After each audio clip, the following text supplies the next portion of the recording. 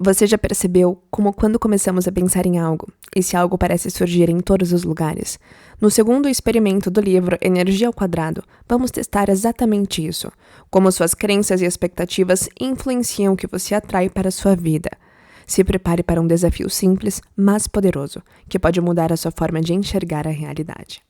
Experimento número 2, o princípio do carro dos seus sonhos. Você afeta o campo de energia e atrai coisas para si mesmo, de acordo com as suas crenças e expectativas. Milagres são como espinhas. Se você começar a procurar por eles, vai encontrar muito mais do que jamais sonhou ver. Lemony Snicket, pseudônimo de Daniel Randler, autor de Desventuras em Série. A premissa. O que acontece na sua vida é um reflexo direto dos seus pensamentos e emoções. A minha amiga Linda me contou uma história incrível sobre uma moça que uma vez ela tinha ficado observando no aeroporto. Essa pobre moça estava lutando com 3 malas muito pesadas. Mas pior do que o peso das malas era a atitude negativa com que ela lidava com aquela situação. Ficava reclamando o tempo todo, em alto e bom som, para quem quisesse escutar, que ninguém tinha lhe oferecido ajuda. "Por que esse ônibus está demorando tanto?", gritava ela. "Onde está a droga desse ônibus? Isso é inadmissível." Linda disse que ela ficou com pena da moça. Ainda mais porque o tal do ônibus que esperava estava parado uns 2 metros à frente dela com as portas abertas. Por 2 vezes, o ônibus circulou pela área de desembarque para pegar passageiros, mas a moça, muito irritada, não conseguia vê-lo. O ônibus, graças à firme determinação dela de ficar com raiva e brigar com tudo e com todos, estava literalmente fora do campo energético dela. Por isso chamei esse princípio de o princípio do carro dos seus sonhos. Uma vez que um carro entra na sua esfera de consciência, você começa a vê-lo por toda parte. E é isso que acontece quando dedicamos a nossa atenção ao que não queremos. Carência, infelicidade e perigo não são mais fáceis de encontrar do que o carro dos nossos sonhos. Mas se os trouxermos para a consciência, eles vão assumir o controle, infelizmente.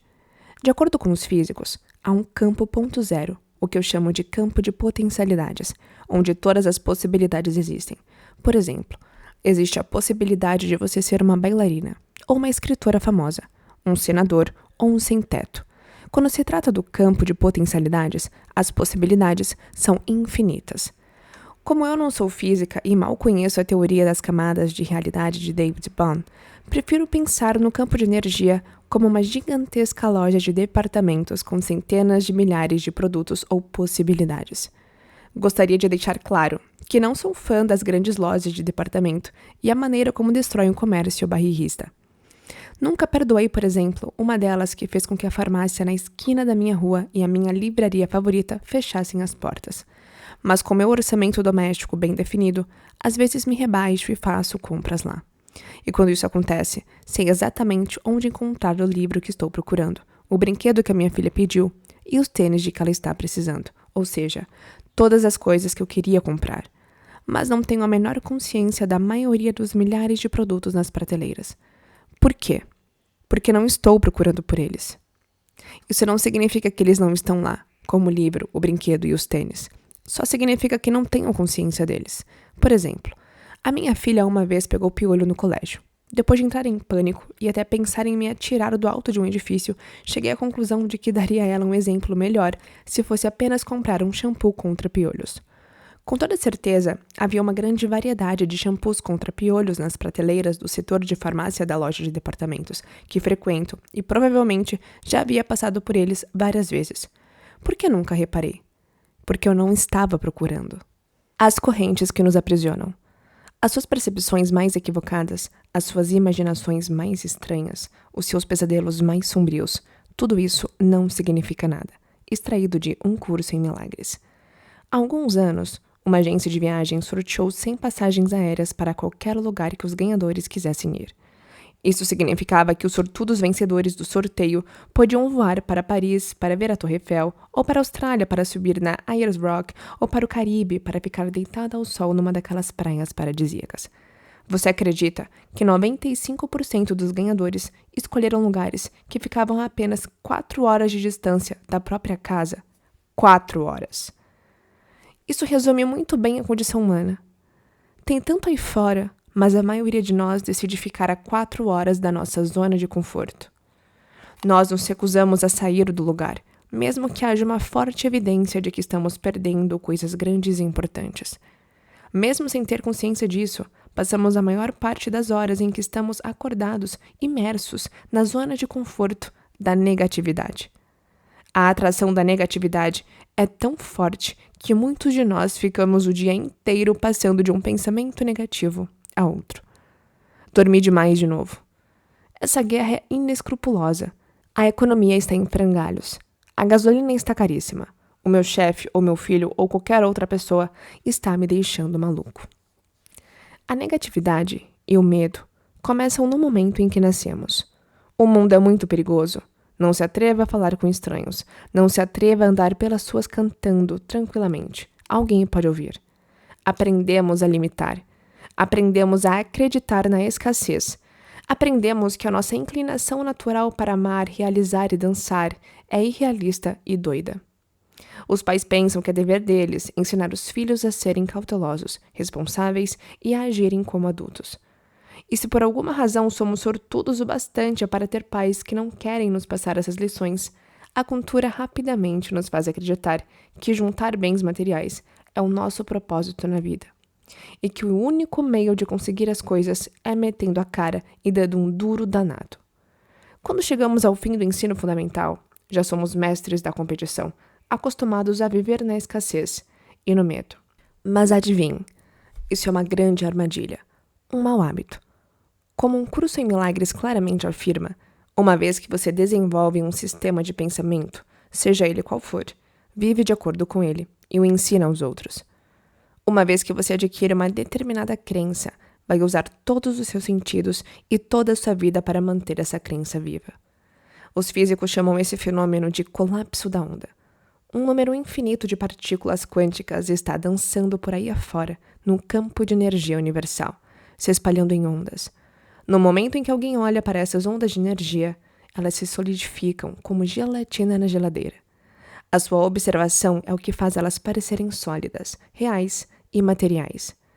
Você se lembra da história da Branca de Neve, quando ela cai no chão, chorando, no meio da floresta? De repente, ela sente como se alguém estivesse olhando para ela. E realmente, um monte de criaturas da floresta estão se aproximando dela. Mas no momento em que ela levanta a cabeça para olhar, os passarinhos, os esquilos e os alces se escondem atrás das árvores. Tudo que ela vê é uma floresta parada, que não se move. Na realidade, o nosso universo é um campo de energia em movimento infinito e de infinitas possibilidades. Mas como os nossos olhos se limitaram a ver apenas problemas, isso implica na nossa visão da realidade. Mas realmente parece realidade? Ou você só vai ver quando acreditar? Você não vai se libertar até que você se dê conta de que você mesmo forja as correntes que o aprisionam. Em 1970, Cal Blakemore e Jay Cooper, cientistas da Universidade de Cambridge, fizeram uma experiência fascinante com gatinhos. Isso foi antes de as sociedades protetoras dos animais começarem a denunciar esse tipo de experiência, certamente. Cal e Cooper mantiveram uma ninhada de gatinhos na mais completa escuridão. De vez em quando, por apenas 1 ou 2 horas, iluminavam o ambiente onde os gatinhos estavam com luz suficiente apenas para que eles vissem faixas verticais, pretas e brancas. Só isso. Algumas poucas horas, algumas poucas faixas verticais. Não sei se os dois cientistas tiveram uma crise de consciência ou se alguém de alguma organização de defesa dos animais ficou na cola deles. Mas depois de alguns meses, os homens resolveram tirar os gatinhos do escuro. E descobriram que as células corticais dos bichinhos, do globo ocular, para aqueles que não estão acostumados com termos científicos, que percebiam a orientação não vertical, não estavam mais funcionando. Os gatinhos não conseguiam mais perceber linhas horizontais. Iam na direção de cordas esticadas bem na frente deles, sem fazer nenhum movimento para desviarem delas ou saltarem sobre elas. Em 1961, quando o antropólogo Carl Terborn fez um estudo sobre os pigmeus, resolveu tirar um deles da floresta onde havia vivido desde que nascera.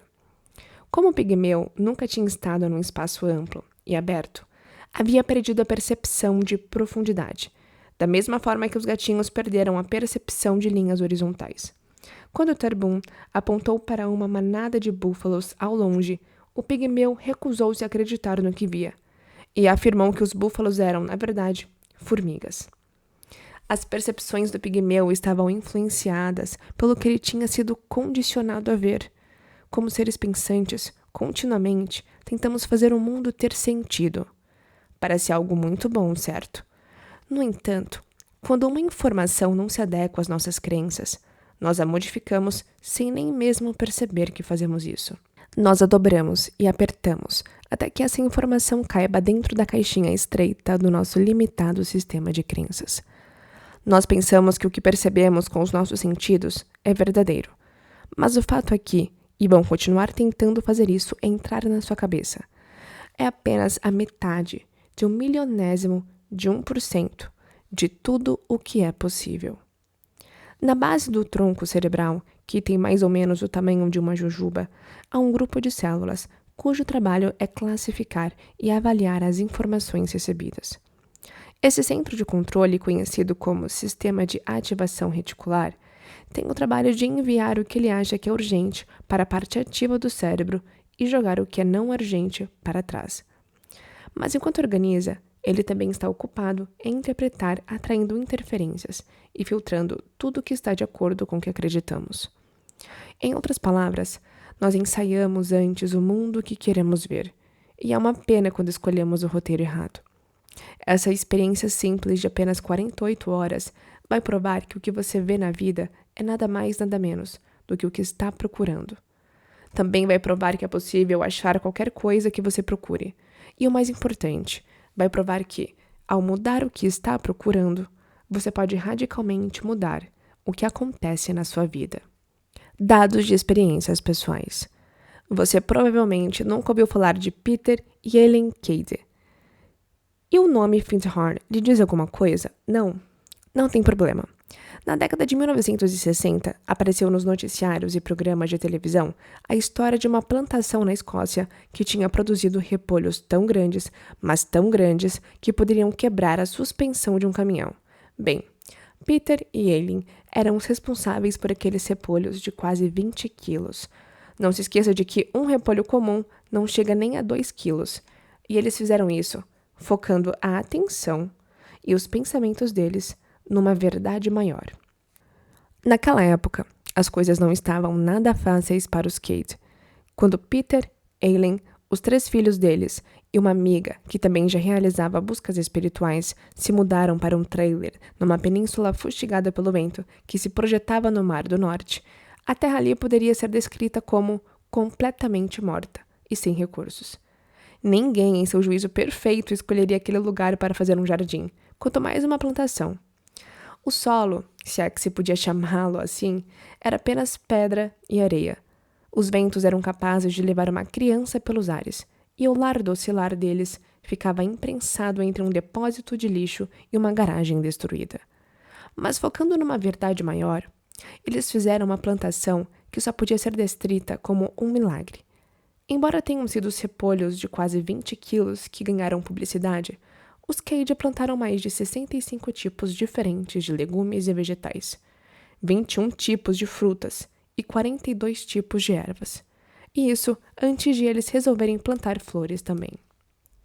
Sei que o que você está pensando, um bom adubo e técnicas de plantio. Mas a verdade é que o solo dos Cade era tão desolador que o engenheiro agrícola do condado local disse que o adubo não iria ajudar em nada. Na época em que Peter e Ellen começaram a fazer experiências de elevação da consciência, eles não pensavam em plantar nada, nem em investir dinheiro em adubo e sementes. Estavam completamente falidos, para dizer o mínimo. Peter, que fora administrador de um hotel 4 estrelas, tinha sido demitido, e os 6 estavam vivendo com um seguro-desemprego que garantia a eles apenas $20 por semana. Eles só começaram a plantar por um único motivo. Era a única maneira de conseguirem alimentar os 3 filhos. Mas quando começaram a alinhar a consciência com a verdade espiritual superior e nada mais, todo tipo de coisas estranhas começaram a acontecer. Fardos de palha usada para proteger e enriquecer o solo adubado caíam de caminhões que passavam na estrada, e sacos de cimento apareciam misteriosamente no depósito de lixo ao lado, bem na hora em que era preciso construir um pátio. A plantação dos vizinhos sofria, enquanto que a deles resistia a todos os tipos de doenças e pestes. Depois de um tempo, as pessoas começaram a aparecer para conhecer a plantação, e hoje a Fundação Findhorn é uma comunidade espiritual próspera que atrai 14 mil pessoas todos os anos. E como Peter diz, você pode produzir qualquer coisa com seus pensamentos. Alinhe-se com a consciência divina e você pode transformar a verdade em matéria. O que você pensa, você cria. Não há nenhum poder nesse mundo que possa tirar de você essa força, exceto a sua própria consciência. Um método. Tudo que pensamos que estamos vendo é apenas uma suposição, uma previsão que os nossos cérebros estão fazendo. Kurt Anderson, autor de True Believers. Pelas próximas 48 horas, é só isso. Apenas 2 dias de comprometimento, completamente sem dor. Você vai ficar livre para voltar para a sua vidinha infeliz assim que a experiência terminar. Você vai ativamente procurar por algumas coisas. É igualzinho às crianças na escola que começam dissecando pequenos animais e não corpos humanos. Vamos começar com coisas bem simples. Por exemplo, procure carros verdes. No primeiro dia da experiência, você vai fazer a seguinte intenção consciente. Pelas próximas 24 horas da minha vida, vou procurar carros verdes pelas ruas. Não é preciso mais nada. Apenas mantenha os olhos abertos e tenha essa intenção em mente. E perceba se a sua atenção produz uma diferença significativa no número de carros verdes que você vê. No segundo dia, durante o segundo período de 24 horas, você vai fazer uma intenção de encontrar borboletas azuis, ou folhas de árvores de um verde escuro ou meio avermelhado. Apenas faça essa intenção.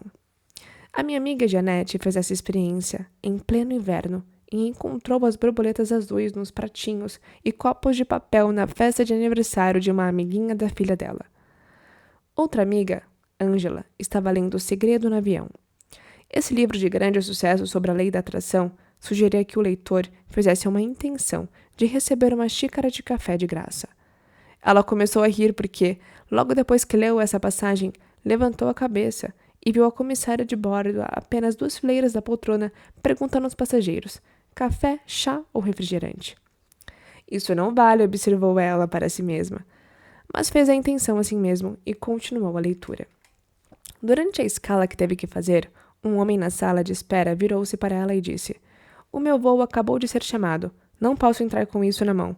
Não tomei nem um gole. Você quer? Adivinhe, sim, era um café fresquinho do Starbucks.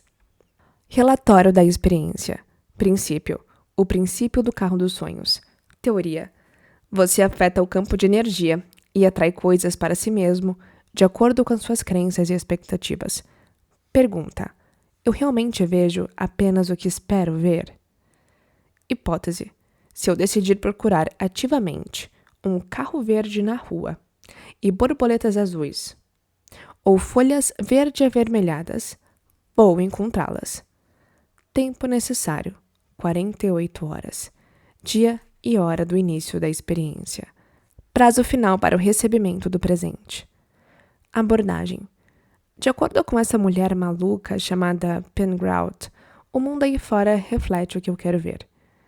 Ela diz que são apenas as minhas próprias ilusões que me impedem de experimentar paz, alegria e amor.